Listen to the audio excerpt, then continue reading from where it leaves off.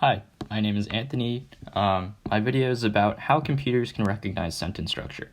So if I were a human and I wanted to analyze the sentence structure of "the cat discovered a fish," I would first construct some phrase structure rules.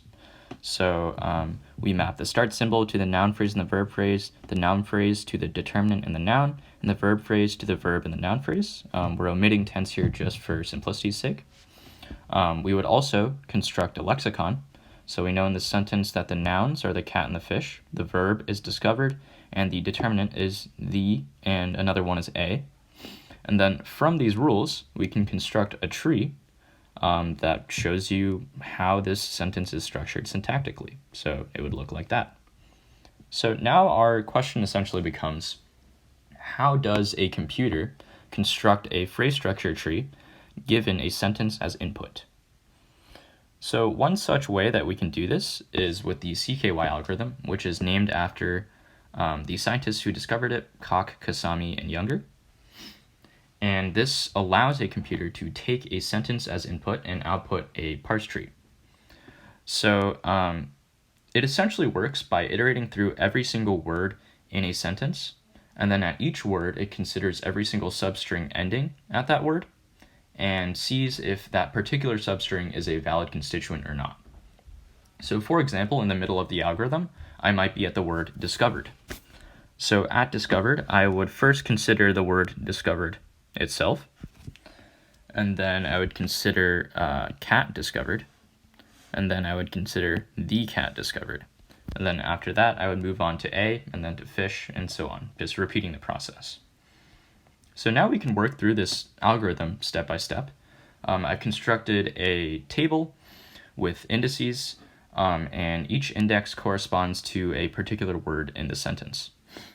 So the vertical indices correspond to the start of a substring, and the horizontal indices correspond to the end of a substring.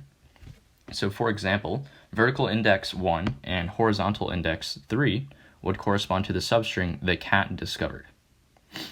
So now working through this table, we start at the very top left, and we check the word "the."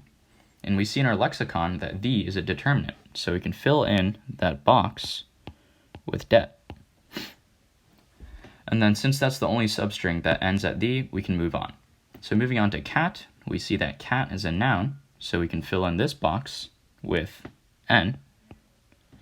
And considering the next substring that ends with cat is "the cat," we see if any phrase structure rule fits "the cat." And we see that indeed there's a rule mapping NP to det and n.